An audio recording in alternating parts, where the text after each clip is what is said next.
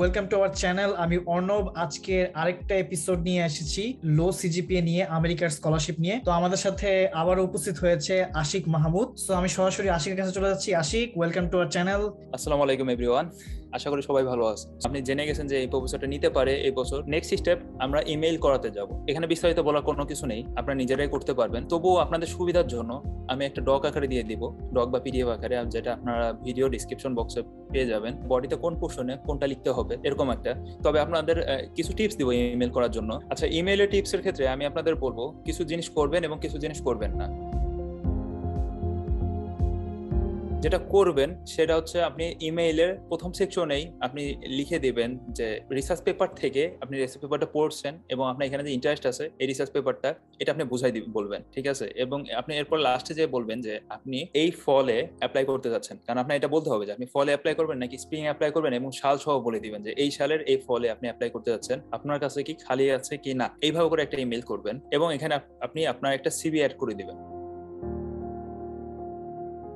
আর যেটা করবেন না, আমি আপনাদের সাজেস্ট করব, সেটা হচ্ছে ইমেইলে অনেকে দেখেছি যে করে যে তারা সিজিপি অ্যাড করে দেয়, আইএলটিএস স্কোর অ্যাড করে দেয়, জিআরই স্কোর অ্যাড করে দেয়। আপনার এখানে ইমেইলটা মানে হচ্ছে চিঠির মতো যাবে, সিভিতে অলরেডি এগুলো আপনি দিয়ে দিয়েছেন, শুধু শুধু কেন ইমেইলে পুরোপুরি ডিটেলস বলার দরকার আছে?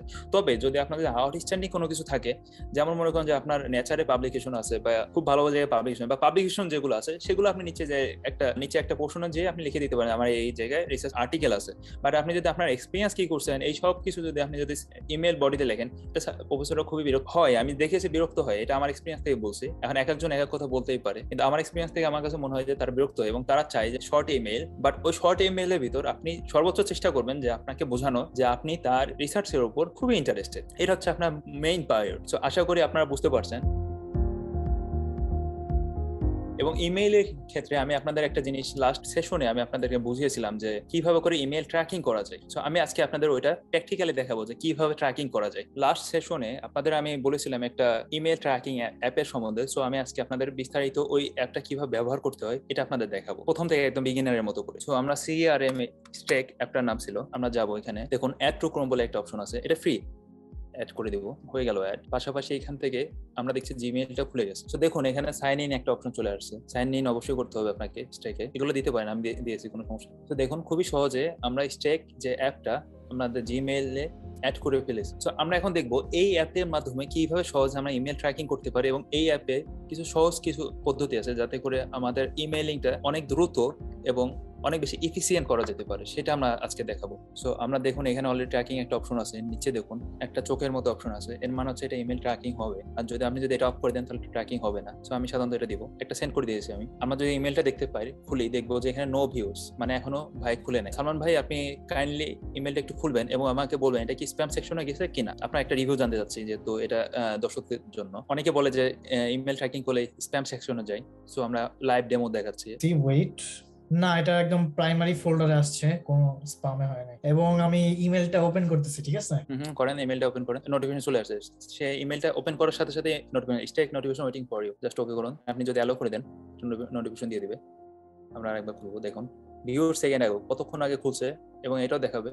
শুধু এটাই না, মাঝে মাঝে লোকেশনটাও দেখাই দিবে যে আপনি কোন লোকেশন থেকে খুলছেন এবং কয়টার দিকে খুলছে এটাও, এবং একবার ভিউ করছে এটাও। আপনি যদি সালমান ভাই যদি একাধিকবার ভিউ করে, একাধিকবার ভিউ দেখাবে। এতে করে কি লাভ হবে, ইমেইলে যদি দেখেন যে আপনার প্রফেসর রেসপন্স করে নাই কিন্তু আপনার ইমেইলটা একাধিকবার ওপেন করেছে, এর মানে হচ্ছে আপনার ইমেইল সবকিছু ঠিক আছে এবং সিভিটাও খুবই সুন্দর হয়েছে। শুধুমাত্র প্রফেসর টাইম নিচ্ছে জানার জন্য যে আরেকজন স্টুডেন্ট কি আসলে কি ল্যাবে দরকার আছে কিনা, বা বিভিন্ন কারণে প্রফেসর হয়তো থিঙ্ক করতেছে যে আপনাকে নিবে কিনা, এই ধরনের কোনো কিছু। এটা দেখে খুবই সহজে বোঝা যেতে পারে যে আপনার সিভিটা বা আপনার ইমেইলটা খুবই সুন্দর হয়েছে। তবে আপনি যদি দেখেন যে অনেকগুলো এরকম ভিউজ পড়ে আছে কিন্তু আপনি কোনো রেসপন্স পাচ্ছেন না বা একটা পজিটিভ রেসপন্স পাচ্ছেন না, এর মানে আপনার বুঝতে হবে যে আপনার কোথাও আপনি যেটা আপনি প্রফেসরকে পাঠিয়েছেন এর ভিতর কোনো না কোথাও ভুল হয়েছে, এটাকে আপনাকে ঠিক করতে হবে। আরেকটা জিনিস, আপনাদের এই অ্যাপের সাথে যেহেতু আমি আপনাদের পরিচিত করাচ্ছি, আগে থেকে বলি আমি কোনো অ্যাডভার্টাইজমেন্ট করতেছি না বা আমার সাথে কোনো এই অ্যাপের কোনো কানেকশন নেই। আমি জাস্ট এই অ্যাপ থেকে সুবিধা পেয়েছিলাম বলেই আমি আপনাদের সাথে শেয়ার করতেছি, যাতে করে যদি আমার মতো যদি আপনারা সুবিধা পেতে চান। এই কারণে এখানে আমার কোনো লাভ বা ক্ষতি কোনো কিছুই নেই, পুরোপুরি নিজের দায়ভার পুরোপুরি আপনার। সো আমাকে এটা নিয়ে কোনো দোষারোপ করবেন না। এরপরে আমি একটা জিনিস দেখাবো ইমেল এর ক্ষেত্রে। আমি সাধারণত যখনই ইমেল করতাম সারা দিন ধরে 10 থেকে 15টা হোক এরকম ইমেল সারিবদ্ধ করে রাখতাম এবং সেন্ড লেটারে যে এখানে টাইমটা দিয়ে শিডিউল করে রাখতাম আমেরিকান টাইম অনুযায়ী। আমেরিকান টাইমে যখন এখানে 8টা বাজে তখন সাধারণত প্রফেসররা তাদের ইমেল গুলো চেক করে। এটা খুবই একটা কমন একটা ট্রেডিশন এইখানকার। সো আমি যতগুলো ইমেল আছে সবগুলো 8টার দিকে বা 8:30টার দিকে আমেরিকান টাইম অনুযায়ী, তো বাংলাদেশের টাইম অনুযায়ী আমি কনভার্ট করে নিতাম অবশ্যই। এতে করে কি হতো, সবগুলো ইমেল একই সাথে বিভিন্ন প্রফেসরের কাছে চলে যেত এবং তারা যখন ইমেলটা অন করতো আমি এখানে অবশ্যই দেখতে পারতাম যে ট্র্যাকিং যেহেতু হচ্ছে বিভিন্ন ইমেলের রেসপন্স আমি সাধারণত রাত 9টা থেকে 10টার ভিতরে পেয়ে যেতাম এবং আমি আগে ঘুমা যেতে পারতাম যে আমার আসলে কি ইমেলের রেসপন্সটা ভালো হচ্ছে নাকি খারাপ হচ্ছে এটা দেখার জন্য। আমি অনেকেই দেখছি যে যেহেতু আমেরিকাতে দিন আমাদের দেশে রাত, অনেকেই দেখছি সারা রাত ধরে ইমেল করে, কিন্তু এটা করার কোনো দরকার নেই, আমার মনে হয় না কোনো দরকার আছে। সো আমি এই সারাদিন ধরে ইমেলটা লিখে রাখতাম এবং রাতের বেলা যেত আমি 9টা-10টার ভিতরে ইমেলগুলো দেখতাম এবং রেসপন্স করে ঘুমিয়ে যেতাম। আমি আরো কিছু জিনিস দেখাতে যাচ্ছি এই অ্যাপে, অনেক কিছু আমি অনেক সুবিধা পাইছি এই অ্যাপটা ব্যবহার করে। যেমন এখানে একটা অপশন দেখো সিনিপেটস, তো এটাতে আপনি যখন ক্লিক করবেন এখানে দেখবেন যে এখানে সিনিপেট বলে একটা ম্যানেজ সিনিপেট বলে একটা অপশন আছে। এখানে যদি আপনি ক্লিক করেন, আগে আমি একটা বানাই, তারপর আপনারা বিস্তারিত বুঝতে পারবেন যে এটার কাজটা কি। যেমন আমি একটা নাম দিলাম, এটা মনে করেন যে আমি 2022-এর জন্য একটা ইমেল আমি বানাবো, যে কোনো একটা শর্টকাট কোড দিই, আমি ইউএস লেখে একটা শর্টকাট কোড দিলাম। সাবজেক্টটা আমি দেই হচ্ছে প্রসপেক্টিভ, আপনার যেটা ইচ্ছা দিবেন, আমি জাস্ট আপনাদের দেখানোর জন্য একটা উদাহরণ হিসেবে দিচ্ছি। সো আপনি আপনার মতো একটা ইমেল লিখবেন, মনে করেন ডিয়ার। সো এখানে আপনি ইমেলটা দিলেন, যা ইচ্ছা দেন, ইমেল করুন, এখানে ক্রিয়েট করলেই চলে আসবে, হয়ে যাবে, ক্রিয়েট হয়ে গেছে।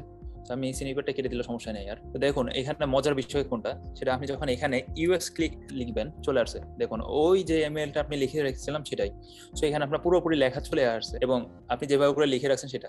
সো আমি কি করতাম, এখানে যে শুধুমাত্র মনে করেন যে প্রফেসরের নামটা চেঞ্জ করতাম, পুরো সব ইমেলে একই থাকতো আমার যতগুলো ইমেল, শুধুমাত্র প্রফেসরের নামটা চেঞ্জ করতাম। আর ফার্স্ট যে প্যারাটা থাকতো, আমার মনে করেন যে এটা আমার ফার্স্ট প্যারা, এই প্যারাটাতে শুধুমাত্র আমার ওই প্রফেসরের রিসার্চ সম্বন্ধে থাকতো। তো আমি ওই প্রফেসরের রিসার্চ অনুযায়ী এই প্যারাটা মডিফাই করতাম এবং নিচে যা আছে সব একই থাকতো এবং নিচে একটা সিভিও লাগানো থাকতো সবসময়। তো এইভাবে করে করলে কি হবে, আপনার খুবই টাইমটা এফিসিয়েন্ট হয়ে যাচ্ছে, বারবার করে ইমেল লেখা লাগবে না বা কপি পেস্ট করা লাগবে না। জাস্ট আপনি প্রফেসরের নামটা চেঞ্জ করবেন, ইমেলটা চেঞ্জ করবেন এবং এখানে যে রিসার্চ সেকশনটা আছে সেই প্রফেসর অনুযায়ী রিসার্চ সেকশনটা আপনি লিখে দিবেন। খুবই সহজে আপনি বিভিন্ন প্রফেসরকে এট এ টাইম ইমেল করাতে খুবই হেল্পফুল হিসেবে পাবেন এই অ্যাপটাকে।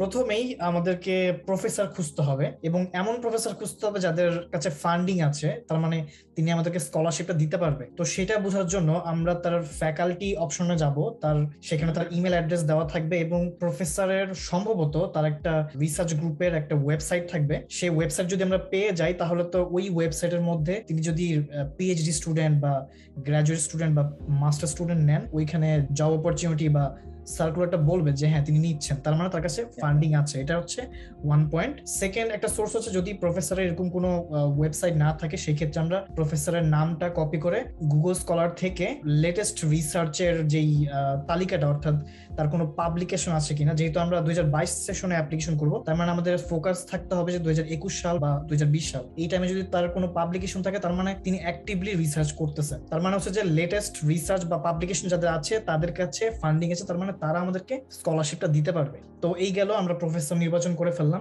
দেন কাজটা হবে আমাদের ইমেল করা। ইমেলের যে প্রসিডিউর সেটা তো আশিক আমাদের বললো, একটা কমন ফরম্যাট বানাবো। ফার্স্ট যে প্যারাটা, যেটা হচ্ছে সবচেয়ে বেশি ইম্পর্টেন্ট, সেখানে প্রফেসর যেই বিষয়ে রিসার্চ করছে সেই রিসার্চ রিলেটেড আমার মোটিভেশন কিছু একটা প্যারা লিখতে হবে, যেটা হচ্ছে ডিফারেন্ট হবে, বাট বাকি প্যারাগুলো অলমোস্ট সিমিলার থাকবে। তো এটা হচ্ছে একটা বেসিক ওয়ে ইমেল করার, যেটা বুঝলাম। ফাইনালি হচ্ছে যখন বুঝবো যে হ্যাঁ এই কয়েকটা ইমেল আমি পজিটিভ রেসপন্স পেয়েছি একটা বিশ্ববিদ্যালয়, তখন আমরা ওই নির্দিষ্ট বিশ্ববিদ্যালয়ে অ্যাপ্লিকেশন করব। আশিক যেই ওয়েবসাইটটা দেখিয়েছে বিশ্ববিদ্যালয়, সেই ওয়েবসাইটে যেই ইনফরমেশন গুলো আমরা দেখেছি যে অ্যাডমিশন রিকোয়ারমেন্ট, কি কি সিজিপিএ লাগে, কি কি আইএলটিএস এর রিকোয়ারমেন্ট আছে, ওইটার পাশেই দেওয়া থাকে যে কিভাবে অ্যাপ্লিকেশনটা করে। সেখানে যাওয়ার পর জাস্ট একটা লিংকে ক্লিক করে আমরা আমাদের পার্সোনাল ইনফরমেশন ফিল আপ করবো, আমাদের দরকারি যে সমস্ত ডকুমেন্টস আছে আপলোড করব। আপলোড করার পর আমাদের অ্যাপ্লিকেশনটা হয়ে যাবে। আমি তাহলে অ্যাডিশনাল কিছু টিপস দেই। অনেকে আমি দেখলাম যে আমার ফ্রেন্ডদের ভিতরে অনেক হতাশ, তারা মনে করছে যে অনেক ইউনিভার্সিটি তারা ডেডলাইন মিস করে ফেলছে, কারণ যেহেতু আমি দেখছি যে নভেম্বর এবং ডিসেম্বরে বেশিরভাগ ডেডলাইন থাকে। খুবই হতাশ এবং খুবই মন খারাপ করতেছে যে ইউনিভার্সিটিতে আমি অ্যাডমিশন পাবো কিনা। আমি তাদের জন্য বলবো, দেখুন ভাই, এটা টেনশনের কোনো কিছু নেই, কারণ এখানে প্রায় 2000 উপরে ইউনিভার্সিটি আছে ইউএসএ তে। এখন আপনি হয়তো 500টা ইউনিভার্সিটি মিস করছেন, 1500টা তো এখনো বাকি আছে, তাই না? এবং এখানে ইউনিভার্সিটি র্যাঙ্কিং বলে আসলে সেরকম আমি কোনো কিছু দেখি নাই। আমি বিভিন্ন ইউনিভার্সিটিতে ঘুরছি, অবশ্যই র্যাঙ্কিং বলে একটু হলেও আছে, কিন্তু তাই বলে আসলে এই না যে বাংলাদেশের মতো যে আকাশ এবং পাতাল, এরকম না। এখানে ইউনিভার্সিটির র্যাঙ্কিংটা করা হয় কোন এলাকাতে আছে, এটা তো রুরাল এরিয়াতে আছে নাকি আরবান এরিয়াতে। আরবান এরিয়া যেগুলো আছে সেগুলো তো অবশ্যই র্যাঙ্কিংটা বেশি হবে রুরাল এরিয়া থেকে, কিন্তু আপনি যেসব ফ্যাসিলিটি পাচ্ছেন সেগুলো কিন্তু মোটামুটি মোরলেস সবগুলো ইউনিভার্সিটিতেই একই। আমি বলবো না যে পুরোপুরি সেম, কিন্তু মোরলেস একই। সো এতে করে আপনাদের কোনো টেনশনের কোনো কিছু নাই। এবং যেহেতু এই কোভিড-19 চলতেছে প্রত্যেকটা ইউনিভার্সিটিতেই, তার ডেডলাইনটাকে পিছিয়েছে। এটা মানে শেষ না যে ডেডলাইন হয়ে গেলে যে শেষ হয়ে যাচ্ছে তাও না। অনেকে দেখবেন যে ডেডলাইন শেষ হয়ে যাওয়ার পরে আপনি যদি প্রফেসরকে ম্যানেজ করতে পারেন, ওই প্রফেসরটা আপনাকে ডেডলাইন ছাড়াও আপনাকে ওই ডেডলাইন আগের ডেডলাইনেই আপনাকে অ্যাপ্লিকেশনের ব্যবস্থা করে দিতে পারে, যদি আপনি প্রফেসরকে ম্যানেজ করতে পারেন। এটা অনেক বড় একটা বিষয়। আমি এটা বলতে পিএইচডি এবং মাস্টার্স এর ক্ষেত্রে যারা যেসব ইউনিভার্সিটিতে প্রফেসরের রিকমেন্ডেশন অ্যাডমিশন হয়, আমি কিন্তু সেন্ট্রালের কথা বলছি না, সেন্ট্রাল গুলো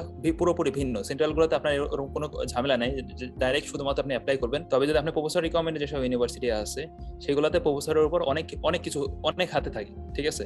এবং প্রফেসরকে আপনার সন্তুষ্ট করার জন্য আপনার CGPA, GRE score, IELTS score কোনটা যে ম্যাটার করবে আপনি নিজেও জানবেন না। হয়তো তাকে আপনাকে ইন্টারভিউ ডাকছে, ইন্টারভিউ এতটাই ভালো হয়েছে যে আপনার ইমপ্রেস হয়ে আপনার জিআরই এবং এগুলো আপনার কোনো চিন্তা করতেছে না। সো আপনার এখানে তারা ওভারঅল ভাবে চিন্তা করে, আবার কখনো যদি ইমপ্রেস হয়ে যায় তাহলে ওই একটা নিয়ে তারা চিন্তা করে। আপনার এখানে তারা চাই যে একজন মোটিভেটেড রিসার্চার যে ল্যাব থেকে ভালো একটা প্রোডাকশন দিতে পারবে, এটা হচ্ছে তাদের টার্গেট। সো আমি আপনাদেরকে বলবো যে হতাশ হবেন না, ইমেল করতে থাকেন। যদি ফলে না হয় স্প্রিং এর জন্য অ্যাপ্লাই করেন, 4 মাস খুব একটা বেশি দেরি হয় না। সো আপনারা স্প্রিং এর জন্য অ্যাপ্লাই করতে পারবেন। কিভাবে বুঝবো যে ইমেলটা পজিটিভ? প্রফেসর কি ধরনের রিপ্লাই দিতে পারে ইমেলটা পাওয়ার পর? 2 ধরনের রেসপন্স হতে পারে, একটা হচ্ছে জেনারিক রেসপন্স আর একটা হচ্ছে জেনুইন। যদি রেসপন্স পান, আরেকটা তো অপশন আছে যে আপনি রেসপন্স পানই না, সেটা বাদ। জেনারিক রেসপন্স, সেখানে আপনাকে বলতে পারে যে এখানে এই যে ডেডলাইন আছে তুমি অ্যাপ্লাইটা করো, এরকম একটা জেনারিক একটা বলে দিতে পারে। বা বলতে পারে যে আমার এখানে এই মুহূর্তে ফান্ডিং নাই, নেক্সট ফলে ফান্ডিং হইতে পারে, এরকম কোনো কিছু একটা বলতে পারে। সো এগুলো হচ্ছে আপনার জেনারিক রেসপন্স। আর জেনুইন রেসপন্স কোনটা? আমার ক্ষেত্রে আমি দেখেছিলাম যে বিভিন্ন প্রফেসর কি করে, শুধু আমার ক্ষেত্রে না, আমার যে ফ্রেন্ডরা আছে এবং আমার যে সিনিয়ররা আছে তাদের সাথেও আমি কথা বলছি এবং তাদেরটাও আমি দেখেছি যে রেসপন্সটা তাদের ওখানে হয় বলে যে আমি ইন্টারভিউ নিব, একটা ইন্টারভিউ নিবে, ইন্টারভিউর পরে আপনাকে বলবে যে তুমি অ্যাপ্লাই করো, এরকম একটা হতে পারে। অথবা আপনাকে বলতে পারে যে তুমি অ্যাপ্লাই করো, আমি তোমার অ্যাপ্লিকেশনটা দেখবো, এরকম। বা এমন বলতে পারে আপনার লিঙ্ক দিয়ে দিবে, ইউনিভার্সিটি লিঙ্ক দিয়ে দিবে, যে অ্যাপ্লিকেশন প্রসেস সব বলে দেবে। আপনি কথাটা বললেই বুঝতে পারবেন যে সে ইন্টারেস্টেড আপনাকে নিতে এবং আপনাকে পরের বার ইমেল করার জন্য এনকারেজ করবে। যখন আপনি এটা বুঝবেন তাহলে আপনি বুঝবেন এটা হচ্ছে জেনুইন রেসপন্স।